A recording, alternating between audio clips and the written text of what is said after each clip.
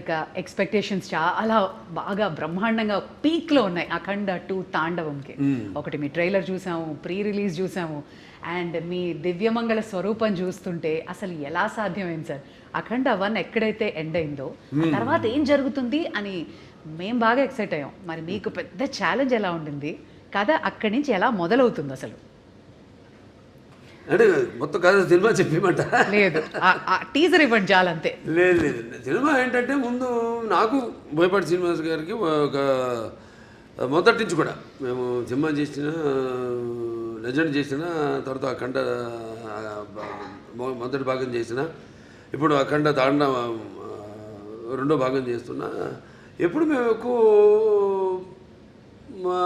Subject discussions కానీ ఎక్కువ పెట్టాం. ఎక్కువ మాదంతా కట్టే కొట్టే తెచ్చే పద్ధతి అంతే. అంటే ఎందుకంటే మాకు అలా కుదిరింది. అంటే ఆయన నాకు ఆయనకు ఉన్న వైబ్రేషన్స్. సో ఏదైనా ఎక్కువ దాని గురించి ఆలోచించాం. ఒక్కొక్కసారి ఒక సినిమా పూర్తి అయ్యాక మళ్ళీ లెజెండ్ చేసినప్పుడు సినిమా గురించి కానీ, లేకపోతే లెజెండ్ అయిన తర్వాత అఖండ చేసినప్పుడు లెజెండ్ గురించి కానీ, లేకపోతే ఎప్పుడు అఖండ తాండవం చేస్తున్నప్పుడు అఖండ గురించి కానీ ఎప్పుడు మేము మాట్లాడుకోం, డిస్కస్ చెయ్యం అసలు. అదొక ఇదిగా ఫీల్ అవ్వం మేము ఎప్పుడు. అంటే ఒకరి మీద ఒక నమ్మకం మాకు. అసలు ఆ జార్జియాలో ఆ మైనస్ టెంపరేచర్స్లో మీరు అలాంటి గెటప్లో వస్తుంటే ఆ ట్రైలర్ చూసి నిజంగా ఒళ్ళు పులకరించిపోయింది సార్ మాకు. ఆ త్రిశూలంతో చేసిన ఫైట్ కానీ, ఆ ఐస్లో జనాలతో చేసిన ఫైట్ కానీ వాజ్ అమేజింగ్. మీకు చలనిపించలేదా, లేదా హౌ ఫోకస్డ్ వేర్ యూ? అంతేనండి. ఇక బాత్రూంలోకి వెళ్తే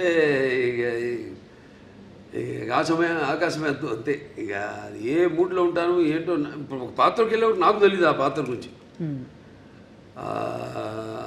పాత్రలో ఆ వేషధారణలో మొట్టమొదటి రోజు నేను కెమెరా ముందుకు వెళ్ళినప్పుడే నాకు తెలుస్తుంది నేనేం చేయాలి. నేను అంటే ఆ పాత్ర నాలో పరకాయ ప్రవేశం చేసి నా చేత నటింపజేస్తుంది.